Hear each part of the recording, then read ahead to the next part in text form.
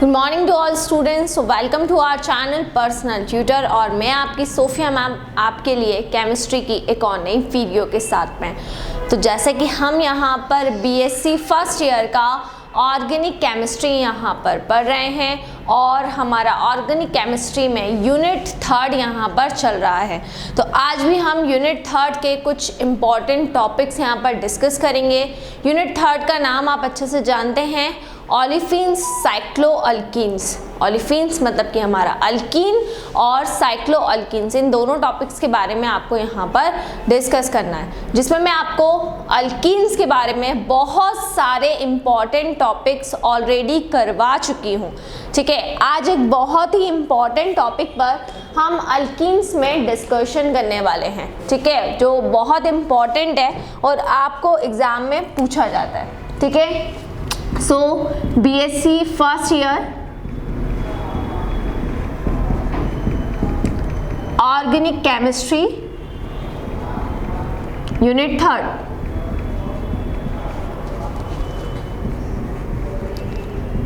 ठीक है, अल्कीन्स में से दो पार्ट हैं इस चैप्टर, इस यूनिट के।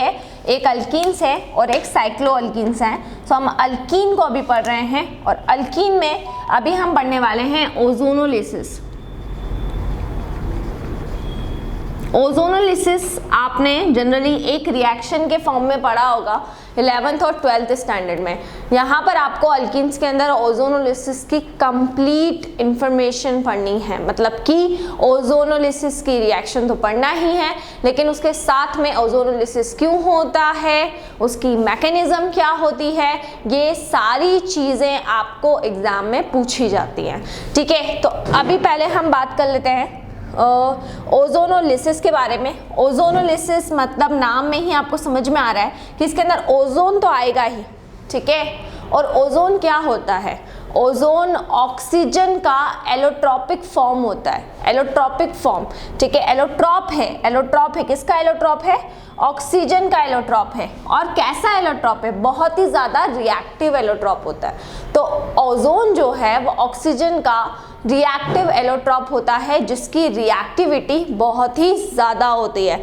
ठीक है, अब यहाँ पर जब हम अल्कीन्स की बात करते हैं तो अल्कीन्स और अल्काइंस दोनों के साथ में ही ओजोन की रिएक्टिविटी को देखा जाता है। अल्कीन्स के साथ में भी देखा जाता है और अल्काइंस के साथ में भी देखा जाता है। दोनों के ही साथ में यहाँ पर जो ओजोनोलिसिस प्रोसेस है वो देखी जाती है। अब यहाँ पर क्या होगा, कार्बन और कार्बन के बीच में कैसा बॉन्ड होता है? या तो डबल बॉन्ड होगा या फिर ट्रिपल बॉन्ड होगा। हम अल्कीन्स की बात कर रहे हैं, तो अल्कीन्स की जब हम बात करेंगे तो कार्बन और कार्बन दोनों के बीच में क्या होता है? डबल बॉन्ड होता है। डबल बॉन्ड, डबल बॉन्ड का मतलब क्या होगा? एक सिग्मा बॉन्ड और एक कौन सा हो जाएगा? एक आपका पाई बॉन्ड हो जाएगा। तो डबल बॉन्ड का मतलब क्या होगा? एक तो सिग्मा बॉन्ड रहेगा और एक आपका क्या रहेगा? एक आपका पाई बॉन्ड रहेगा। ठीक है, अब यहाँ पर जब हम क्या करेंगे, इसकी रिएक्शन, इस अल्कीन की रिएक्शन किसके साथ में करवाते हैं? ओजोन यानी कि O3 मॉलिक्यूल के साथ में करवाते हैं। जनरली क्या होता है रिएक्शन के अंदर? जनरली रिएक्शन के अंदर होता है कि या तो सिंगल बॉन्ड ब्रेक होता है ना, यानी सिग्मा बॉन्ड ब्रेक होता है, या फिर पाई बॉन्ड ब्रेक होता है। या तो सिग्मा बॉन्ड ब्रेक होता है या फिर पाई बॉन्ड ब्रेक होता है। लेकिन यहाँ पर क्या होता है, जब हम ओजोनोलिसिस करवाते हैं तो सिग्मा और पाई दोनों पर ही ओजोन क्या करता है? अटैक करता है। तो यहाँ पर आपका एक इंटरमीडिएट प्रोडक्ट बनेगा, ये आपका कार्बन और ये आपका कार्बन, है ना। और यहाँ पर ओजोन में क्योंकि 3 ऑक्सीजन के एटम होते हैं, वो इस कार्बन के आसपास जाकर इस तरीके से अटैच्ड हो जाते हैं। देखिए, ये अटैच्ड हो गए। तो ये आपका बन गया इंटरमीडिएट कंपाउंड, इंटरमीडिएट कंपाउंड। ठीक है, जिसमें दोनों कार्बन के आसपास सराउंडिंग्स के अंदर, दोनों कार्बन के आसपास सराउंडिंग्स के अंदर जो ऑक्सीजन थे वो जाकर क्या हो गए हैं? वो जाकर अटैच्ड हो गए हैं। तो कार्बन के आसपास सराउंडिंग में जो ऑक्सीजन के एटम थे वो ऑक्सीजन के एटम्स जाकर क्या हो गए, अटैच्ड हो गए हैं। अब आगे जब हम और इस रिएक्शन को बढ़ाएंगे, ठीक है, तो क्या होगा, जब आगे और हम इस रिएक्शन को बढ़ाएंगे तो ये जो हमारा इंटरमीडिएट कंपाउंड है, ये इंटरमीडिएट कंपाउंड कार्बोनिल प्रोडक्ट्स के अंदर चेंज हो जाएगा। कार्बोनिल प्रोडक्ट्स के अंदर कैसे चेंज होगा, दो पार्ट में डिवाइड करना है आपको यहाँ पर। तो आपका देख सकते हैं आप यहाँ पे सेंटर पे एक ऑक्सीजन आपको दिखाई दे रहा है, तो यहाँ से आप इसको दो कैटेगरी में, दो पार्ट में यहाँ से डिवाइड करेंगे, एक यहाँ से डिवाइड कर देंगे, एक यहाँ से डिवाइड कर देंगे। तो इस तरीके से आप इसको दो पार्ट्स में क्या कर दे रहे हैं, डिवाइड कर दे रहे हैं। तो ये एक आपका C डबल बॉन्ड O, एक कार्बोनिल प्रोडक्ट, और ये आपका रहेगा दूसरा कार्बोनिल प्रोडक्ट, ठीक है। तो इस तरीके से जब हम ओजोनोलिसिस करवाएंगे तो हमको कार्बोनिल प्रोडक्ट मिलते हैं, ठीक है। अब बात करते हैं ऑक्सीजन के ऊपर लोन पेयर ऑफ इलेक्ट्रॉन्स की। तो जब यहाँ पर इंटरमीडिएट कंपाउंड बनता है तो इस टाइम पर जो भी ऑक्सीजन आपके पर्टिकुलर रहते हैं उनके पास में दो दो लोन पेयर ऑफ इलेक्ट्रॉन मौजूद होते हैं। हर ऑक्सीजन के पास में 2 लोन पेयर ऑफ इलेक्ट्रॉन रहेंगे, ठीक है। और जैसे ही आगे रिएक्शन बढ़ती है और कार्बोनिल प्रोडक्ट्स का फॉर्मेशन होता है, तब भी कार्बोनिल प्रोडक्ट के अंदर भी ऑक्सीजन पर 2 लोन पेयर ऑफ इलेक्ट्रॉन मौजूद होते हैं, ठीक है ना। तो होता क्या है इस पर्टिकुलर रिएक्शन में, अगर ओजोनोलिसिस की बात करें तो ओजोनोलिसिस के अंदर ऑक्सीडेटिव क्लीवेज होता है, ऑक्सीडेटिव क्लीवेज होगा, बॉन्ड का ऑक्सीडेटिव क्लीवेज होगा। लेकिन अब ये ज़रूरी नहीं है कि जो ऑक्सीजन या ओजोन है या ऑक्सीजन का एटम जब इसके ऊपर आकर अटैक करेगा तो हमारे कार्बन के अंदर, दोनों कार्बन के अंदर एक सिग्मा बॉन्ड होते हैं और एक पाई बॉन्ड होता है। तो ये ज़रूरी नहीं है कि जो भी हमारा ओजोन अटैक कर रहा है वो केवल पाई पर ही अटैक करेगा, वो सिग्मा पर भी अटैक करता है ना।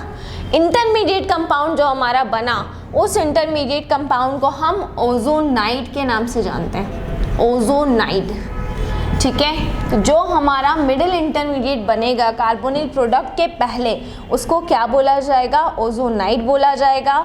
और ये अपने में से क्या करेगा, जब एक ऑक्सीजन का एटम एलिमिनेट करेगा, एक ऑक्सीजन के एटम को अपने में से रिमूव करेगा, तब यहाँ पर हमारा कार्बोनिल प्रोडक्ट का फॉर्मेशन होगा, ठीक है, कार्बोनिल प्रोडक्ट का फॉर्मेशन होगा।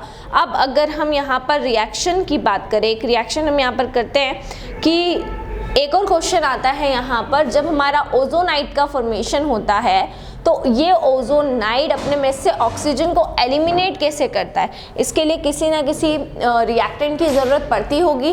तो इसके लिए हम अगर बात करें तो हम यहाँ पर जिंक वाटर का यूज़ करते हैं, Zn और H2O का यूज़ करते हैं। जब हम Zn और H2O का यहाँ पर यूज़ करेंगे तो ये यहाँ पर क्या करेगा, जो हमारा ऑक्सीजन का एटम है उसको क्या कर देगा, उसको एलिमिनेट कर देगा। जब ऑक्सीजन का एटम यहाँ से एलिमिनेट हो जाएगा जिंक वाटर के केस में, तब यहाँ पर किसका फॉर्मेशन होगा, कार्बोनिल प्रोडक्ट का यहाँ पर फॉर्मेशन होगा। अब यहाँ पर एक रिएक्शन डिस्कस कर लेते हैं। सबसे पहले हम यहाँ पर बात करते हैं अल्कीन्स की। ये अल्कीन हमने लिया और reaction same as it is हम किसके साथ में करवाएंगे, सॉरी, ओजोन के साथ में, यानी कि O3 के साथ में हम रिएक्शन करवाएंगे, ठीक है। सो डबल बॉन्ड किस में कन्वर्ट होगा, सिंगल बॉन्ड में। लेकिन सिंगल बॉन्ड में कैसे, क्योंकि यहाँ पर ओजोनाइड का फॉर्मेशन होगा। तो ये ऑक्सीजन, ये ऑक्सीजन, देखिए इस तरीके से यहाँ पर ओजोनाइड बना, ये बन गया आपका ओजोनाइड। लेकिन जब हम इस रिएक्शन को आगे बढ़ाएंगे, है ना, तो इस रिएक्शन को आगे बढ़ाने पर किसके साथ में रिएक्शन होगी, जिंक और वाटर के साथ में हम यहाँ पर रिएक्शन करवाएंगे।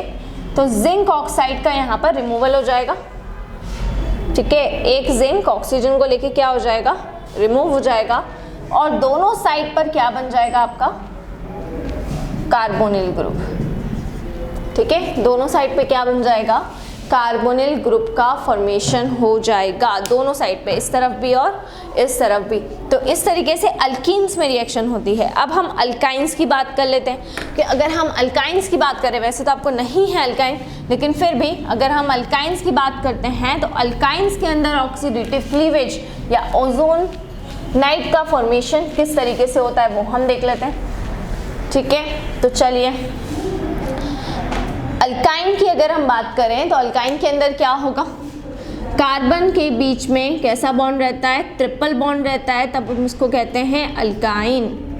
ठीक है, ये हो गया आपका अल्काइन।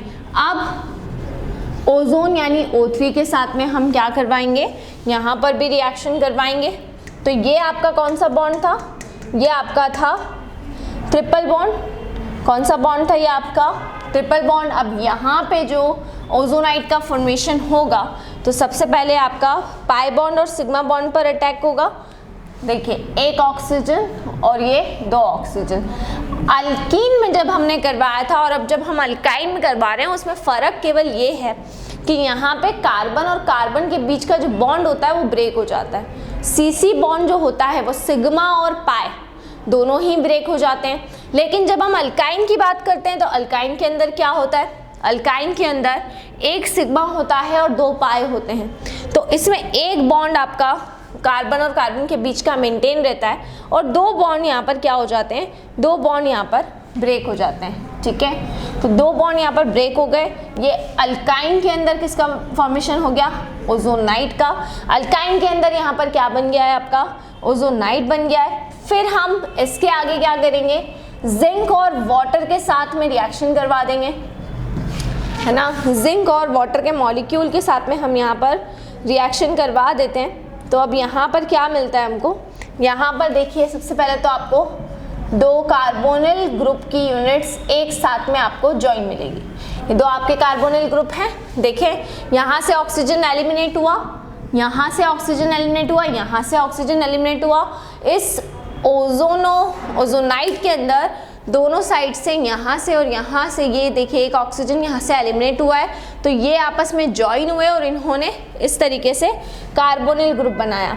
अब इसको और आगे हम फर्दर बढ़ाते हैं अगर, तो यहाँ पर हमको क्या मिलेगा, जब हम इसको और आगे बढ़ाते हैं तो यहाँ पर हमको कार्बोक्सिलिक एसिड की 2 यूनिट मिल जाएगी।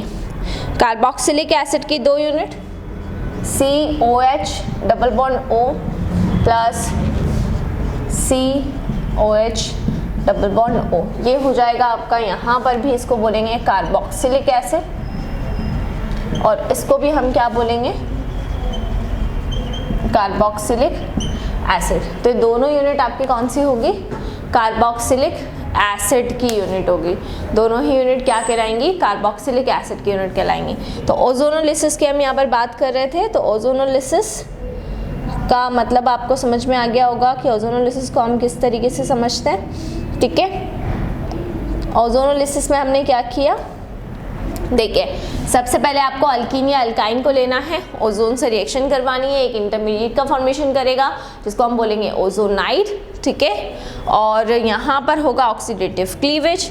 जिंक वाटर जब हम उसमें मिलाएंगे तो वो कार्बोनिल ग्रुप देगा। अब अल्कीन और अल्काइन के ओजोनोलिसिस में क्या फ़र्क होता है वो मैंने आपको यहाँ पर बता दिया है। नेक्स्ट वीडियो में हम ओजोनोलिसिस की मैकेनिज़्म को डिस्कस करेंगे कि ओजोनोलिसिस तो हमने पढ़ लिया कि किस तरीके से होता है दोनों के अंदर, लेकिन अब हम इसकी मैकेनिज़्म डिस्कस करेंगे कि इसकी मैकेनिज़्म हम किस तरीके से पढ़ते हैं। तो नेक्स्ट वीडियो में मैं आपको इसकी मैकेनिज़्म पढ़ाने वाली हूँ। सो इसी तरह से जुड़े रहिए हमारे साथ में, वीडियोस को लाइक करते रहिए और चैनल को सब्सक्राइब करना ना भूलें।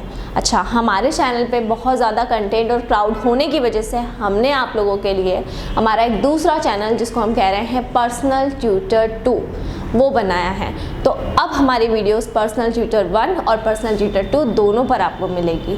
तो आप सभी पर्सनल ट्यूटर 2 को जाकर सब्सक्राइब करें, उसको लाइक करें और उसको ज़्यादा से ज़्यादा शेयर करें।